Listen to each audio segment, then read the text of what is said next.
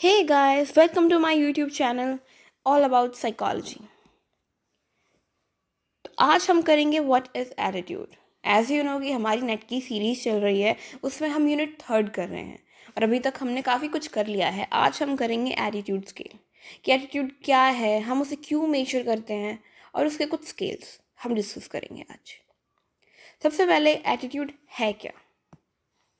Attitude are feelings often influenced by a belief, जो हमारे beliefs हैं, जो हमने सीखे हैं या जो सिखाए गए हैं, उन चीज़ों को प्रेरित होकर हमारा कुछ एटीट्यूड बाहर आता है, यानी बिहेवियर बाहर आता है, action that predispose our reactions to objects, people and events, किसी भी चीज़ को लेके, राइट।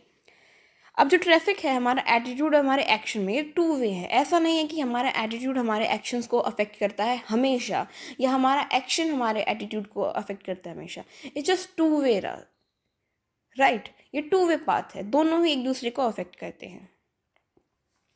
एटीट्यूड भी आपके एक्शंस को अफेक्ट करेगा और आपके एक्शंस भी आपके एटीट्यूड को अफेक्ट करेंगे। इसी तरीके से जो हमारा एटीट्यूड है वो 3 कंपोनेंट से मिलके बना है, कॉग्निटिव, अफेक्टिव एंड बिहेवियरल, जिसको हम बोलते हैं ABC मॉडल। इसको ABC मॉडल बोला जाता है। A for affective, B stands for behavioural and C stand for cognitive. A affective, इसका काम क्या है? यह आपकी इमोशंस और फीलिंग से रिलेट करता है। अफेक्टिव आपके इमोशंस और फीलिंग से रिलेट करता है।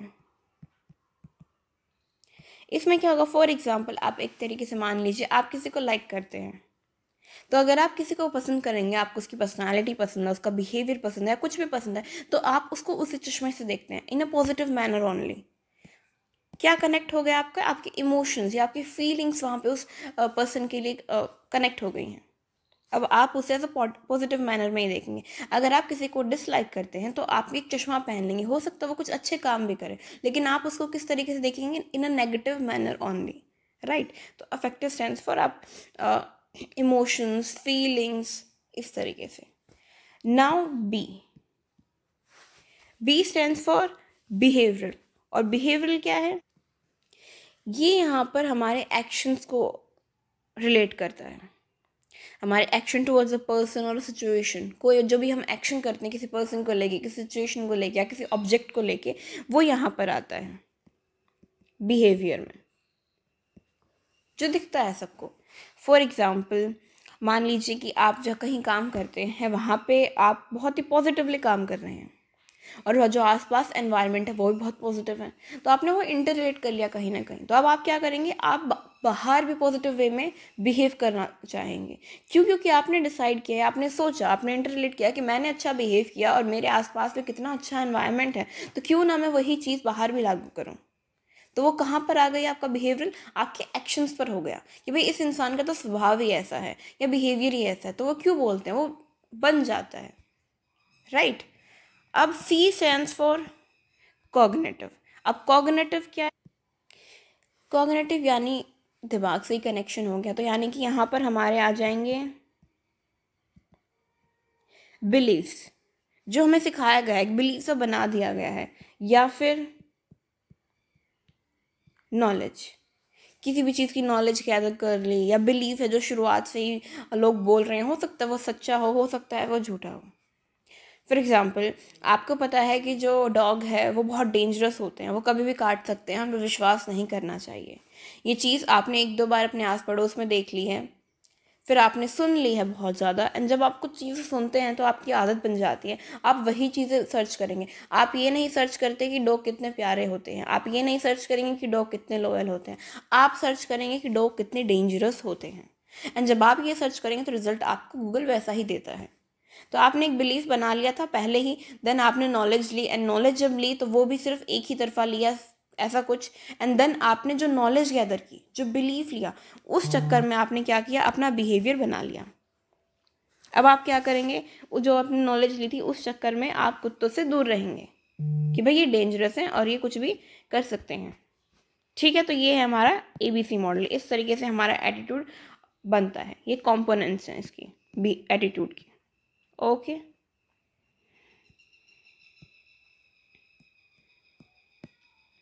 अब बात आती है कि व्हाई मेजर एटीट्यूड। एक्चुअल में हम एटीट्यूड को मेजर करते क्यों हैं? They may not well tell about their true attitude but answer in a way that they feel socially acceptable. अब एक बात बताइए, एटीट्यूड यानी कि बिहेवियर। एक तरीके से अगर हम किसी का बिहेवियर मेजर करना चाहेंगे तो कैसे करेंगे? आप उससे कुछ पूछेंगे कि भाई आपको क्या अच्छा लगता है, क्या नहीं अच्छा लगता है, तो वो बता देगा, नो डाउट। लेकिन आप किसी को एक सिचुएशन देते हैं, फॉर एग्जांपल आप कहेंगे कि मान लीजिए आपके पड़ोस में, आपके बिल्डिंग में आग लगी है, आप बाहर खड़े हैं, आपने एकदम से देखा कि ओ शिट, बिल्डिंग में आग लगी है और वहाँ पे कोई बच्चा फंसा हुआ है, तो आप उस टाइम पे क्या करेंगे? तो मोस्टली आंसर देंगे कि हाँ, हम उस बच्चे को जाकर बचा लेंगे। मोस्टली लोग आंसर देंगे। लेकिन जब ऐसी सिचुएशन रियलिटी में आएंगी तो बहुत कम ही लोग ऐसे होंगे जो एक्चुअल में जाके उस बच्चे को बचा लेंगे। तो हमें कैसे पता चलेगा कि एक्चुअल बिहेवियर किसका है? हम सिर्फ क्वेश्चनिंग से तो एटीट्यूड को मेजर नहीं कर सकते। इसी वजह से कि भाई अगर हम किसी से क्वेश्चन पूछेंगे तो वो क्या पता सही दे आंसर या गलत दे, वो सिर्फ ऐसे आंसर देगा जो सोशली एक्सेप्टेबल हो, जो समाज को अच्छे लगे, समाज जिससे इम्प्रेस हो। वो अपनी रियलिटी नहीं दिखा सकता है। बहुत कम होता है कि ऐसा दिखाते हैं, मोस्टली नहीं दिखाते हैं। तो इसी वजह से हम क्या करते हैं, एटीट्यूड को मेजर करते हैं, इसलिए इसकी ज़रूरत पड़ी। समझ गए हैं? अब काफ़ी सारे मेथड्स बनाए गए थे जो एटीट्यूड को मेजर कर सके। सबसे पहले है स्केलोग्राम। और हम जो एक चीज़ और हम जो आज डिस्कस करेंगे वो एटीट्यूड के, ऐसा नहीं है कि ये टेस्ट है, it's just method of constructing test. ध्यान रखना, ये मेथड्स हैं टू कंस्ट्रक्ट टेस्ट, कि कोई भी एटीट्यूड का स्केल जब हम कंस्ट्रक्ट करेंगे तो कौन कौन से मेथड्स हैं। ओके, सबसे पहले है स्केलोग्राम। स्केलोग्राम क्या है? This scale was developed by Emory Bogardus. याद रखना, ठीक है, एमोरी बोगार्डस। क्या किया था इन्होंने? स्केलोग्राम डेवलप किया था। ये एटीट्यूड स्केल का ओल्डेस्ट वर्जन है, सबसे पुराना। आपसे क्वेश्चन पूछ सकते हैं कि ओल्डेस्ट एटीट्यूड स्केल बताओ, तो दैट इज स्केलोग्राम। ओके, लेकिन ये आज भी यूज़ में है। अगर ये आज भी यूज़ में है और सबसे पुराना है तो हम कह सकते हैं कि भाई काफ़ी इफेक्टिव होगा ये टेस्ट।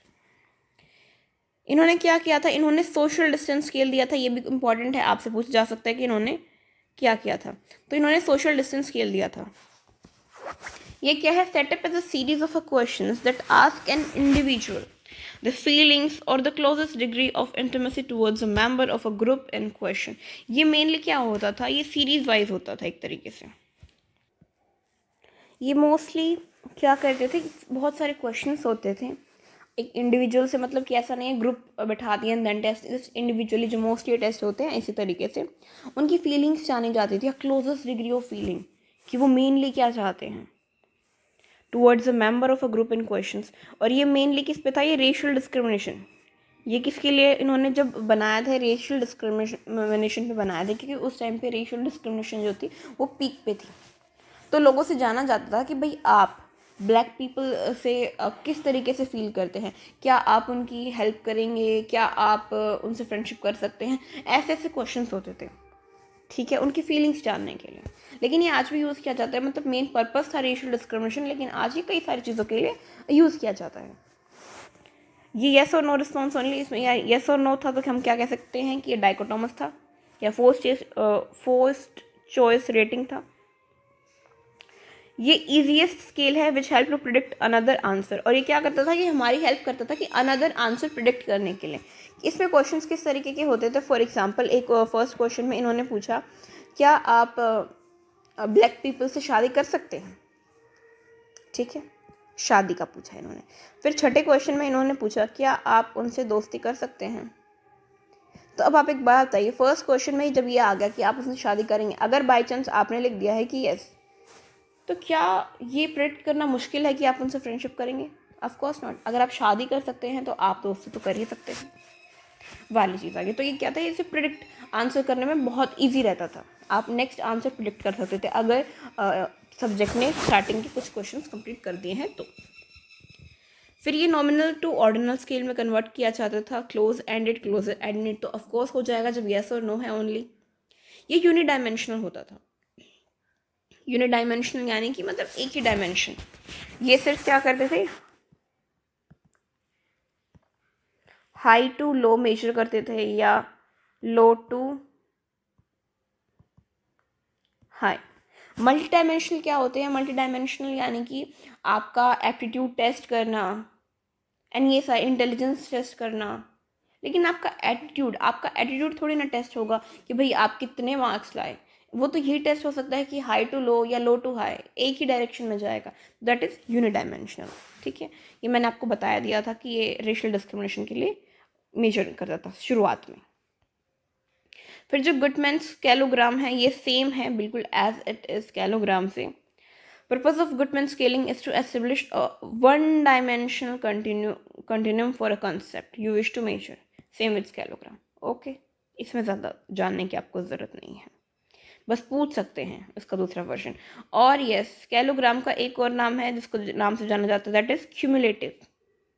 ठीक है,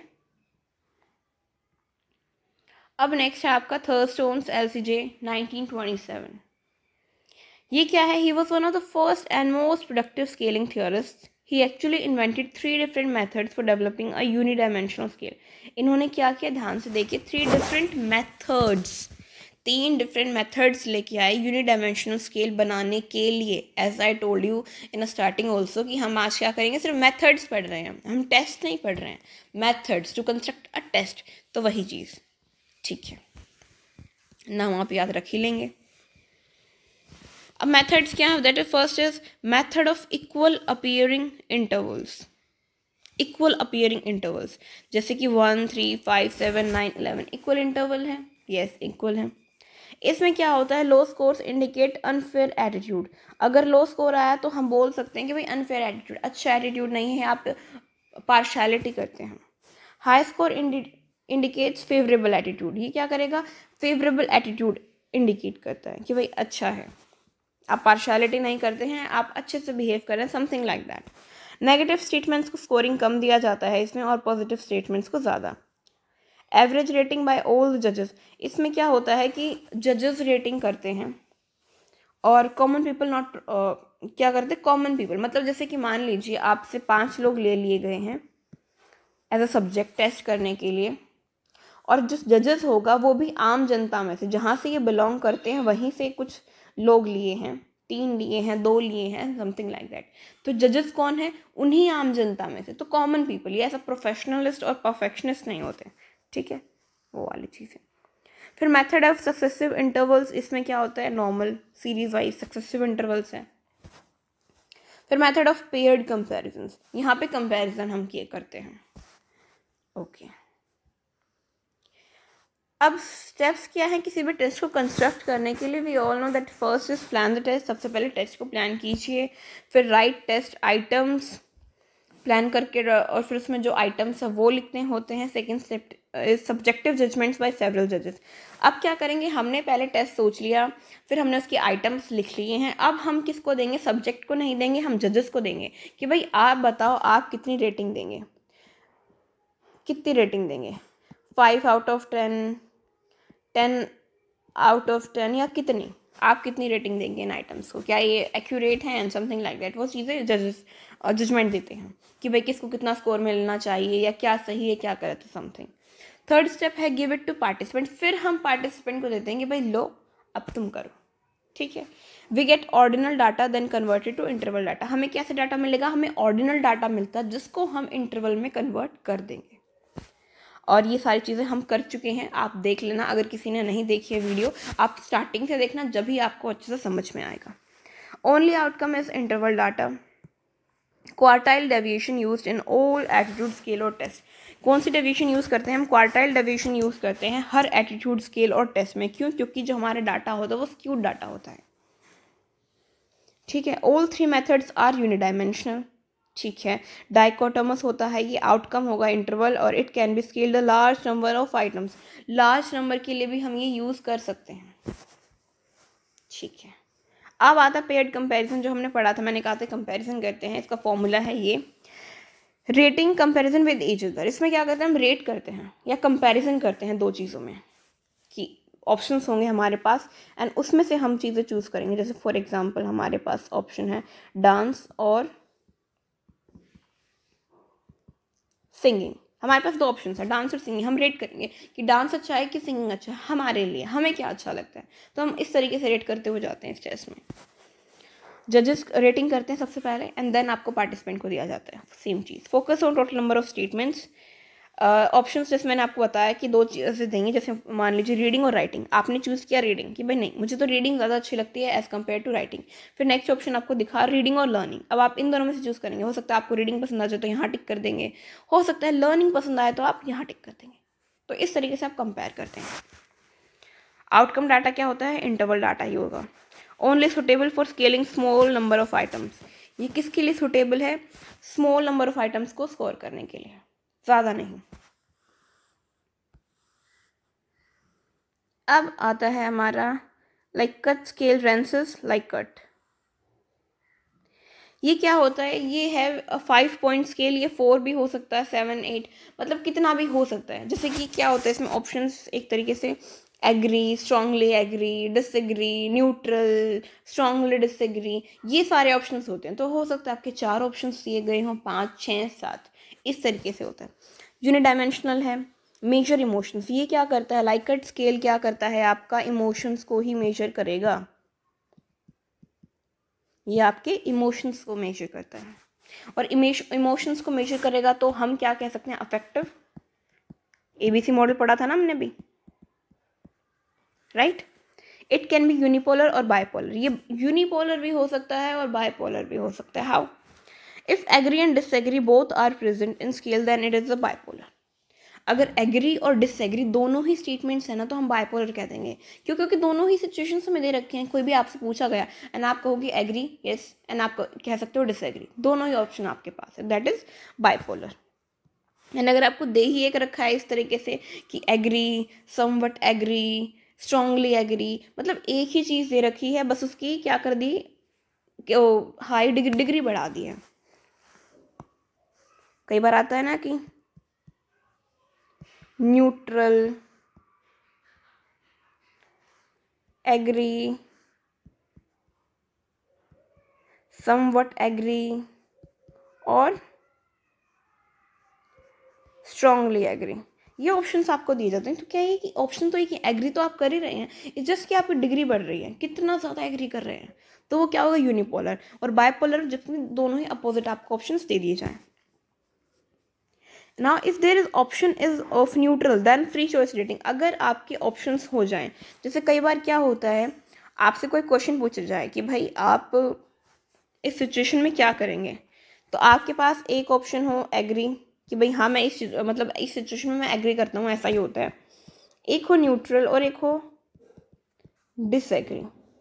न्यूट्रल के भाई ये न्यूट्रल स्टैंड किसके लिए करेगा मुझे नहीं पता, मैं जवाब नहीं देना चाहता, या शायद ऐसा हो भी सकता है और शायद नहीं भी हो सकता, आई एम नॉट श्योर वाली चीज़। तो एक तरीके से आप जवाब देने से बच गए। तो अगर न्यूट्रल ऑप्शन है तो उसको बोलते हैं हम फ्री चॉइस रेटिंग। आपके पास चॉइस है, ज़रूरी नहीं है हाँ ना में जवाब दें, नहीं पता है तो बोल दीजिए, या नहीं देना है आपका पर्सनल कुछ चीज़ें हैं तो बोल दीजिए न्यूट्रल। या आप दोनों ही जगह एग्री को भी कहीं ना कहीं मानते हैं, डिसएग्री को भी, तब भी न्यूट्रल, तो उसको बोलते हैं free choice rating. And force choice rating जहाँ पे ये न्यूट्रल वाला ऑप्शन नहीं हो, सिर्फ एग्री, डिसएग्री और ये सारी चीज़ें हों, उसको बोलते हैं force choice rating. And mostly हमारी क्या होती है? फोर्स चॉइस रेटिंग होती है। और इसका रीज़न क्या है? क्योंकि अगर देखिए फ्री चॉइस रेटिंग होगी तो मोस्टली क्या होता है, जो सब्जेक्ट होता है ना, बहुत सारे क्वेश्चन में सोचता है कि तो मेरी पर्सनल चीज़ें हैं, या शायद वो कंफ्यूज हो जाएगा कि भाई अभी क्या ही करूं, क्या बताऊं क्या ना बताऊं, वो न्यूट्रल पे ज़्यादा टिक करेगा। और अगर वो ऐसा करेगा तो हमें मेजर करने में दिक्कत आती है, इसलिए हम मोस्टली क्या करते हैं? फोर्स चॉइस रेटिंग रखते हैं। ठीक है, यहाँ पे मैंने एक एग्जाम्पल मतलब आपका क्योट कर रखा है किस तरीके से स्कोरिंग होती है।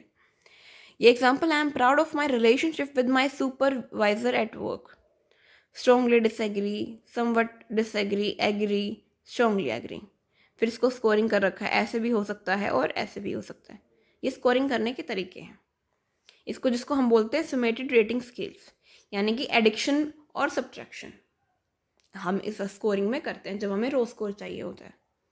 ये भी ऑर्डिनल टू इंटरवल होता है, can be use to create multi dimensional. और इसमें क्या करते हैं हम? मल्टी डायमेंशनल डाटा भी बना सकते हैं इससे। अगर हम 2-3 जो स्केल्स हैं लाइकट स्टेटमेंट्स को, 2-3 स्टेटमेंट्स को एक साथ मिक्स कर देते हैं तब। Factor analysis for construct validating, done. अब ये हमारा लास्ट है, इसको हम कर लेते हैं, 2 रह गए छोटे छोटे। स्टेपल स्केल कुछ नहीं है, ये यूनिडायमेंशनल स्केल होता है, यूनिपोलर होता है। यूनिपोलर जैसे हमने बताया था ना कि इसमें सिर्फ डिग्री बढ़ती है, ऐसा ऑप्शंस नहीं है आपके पास, डिफरेंट डिफरेंट ऑप्शंस नहीं होते, सिर्फ डिग्री बढ़ती है। डेवलप्ड बाय जेन स्टेपल, इन्होंने डेवलप किया था और इन्होंने अपने ही नाम पे इस स्केल का नाम रखा है स्टेपल। इन्होंने क्या किया था, मान लीजिए आपको एक ऑप्शन दे देती हूँ कि भाई आपका फेवरेट फूड है पिज़्ज़ा, तो आपको कितना अच्छा लगता है या फिर कितना गंदा लगता है। अब आप रेट करेंगे, आप कहेंगे नहीं भाई मैम मुझे तो बहुत गंदा लगता है, -1, या हो सकता है बहुत ही गंदा लगे तो और नीचे चले जाए। अब आप कहेंगे नहीं मुझे तो बहुत अच्छा लगता है। तो जस्ट रेटिंग स्केल, ये क्या होगा, रेटिंग स्केल हो गया स्टेपल स्केल आपका। Force choice because neutral absent, इसमें भी न्यूट्रल एब्सेंट है तो हम बोल सकते हैं कि फोर्स चॉइस है। वर्टिकल रेटिंग स्केल होता है ये, 10 पॉइंट स्केल, इसमें 10 पॉइंट होते हैं, एंड ऑर्डिनल टू इंटरवल, ठीक है। फिर आपका आता है सिमेंटिक डिफरेंशियल स्केल, इसमें क्या होगा, ये मल्टी डायमेंशनल होता है आपका, ये एक मल्टी डायमेंशनल आया है हमारे पास, बाइपोलर स्केल है ये, ठीक है। This technique reveals information on 3 basic dimension of attitude, इस टेक्निक ने क्या किया, इंफॉर्मेशन रिवील की 3 बेसिक डायमेंशंस की, एटीट्यूड की 3 बेसिक जो डायमेंशन है उनकी। इजी है, इवेल्युएशन हो गया, concern with whether a person thinks positively और negatively about the attitude topic, कि भाई वो कैसा सोचता है, नेगेटिव और पॉजिटिव, इट्स इवेल्युएशन, इवेल्युएट करना। Potency, concern with how powerful the topic is for the person, कितना स्ट्रॉन्ग है ये पर्टिकुलर टॉपिक हमारे सब्जेक्ट के लिए। एग्जाम्पल्स मैंने साथ में क्योट कर रखे हैं। Activity, concern with whether the topic is seen as active और अ पैसिव, ठीक है, बहुत ईजी है। तो इसी के साथ हमारा जो एटीट्यूड स्केल से में एक तरीके से मेथड से टू कंस्ट्रक्ट टेस्ट जो हमने आज किए हैं ये कंप्लीट हो गया है। अगर आपको कोई भी डाउट हो, ऐसा मैं हमेशा बोलती हूँ कि आप कमेंट बॉक्स में पूछ सकते हैं, मैं आपकी डाउट्स क्लियर कर दूँगी। कल हम करेंगे पर्सनालिटी स्किल्स, ठीक है, तब तक के लिए आप इसे समझ लीजिए और बाई चांस आपकी वीडियोज़ रहती हैं तो उसे कवर कर लीजिएगा। Thank you so much and take care.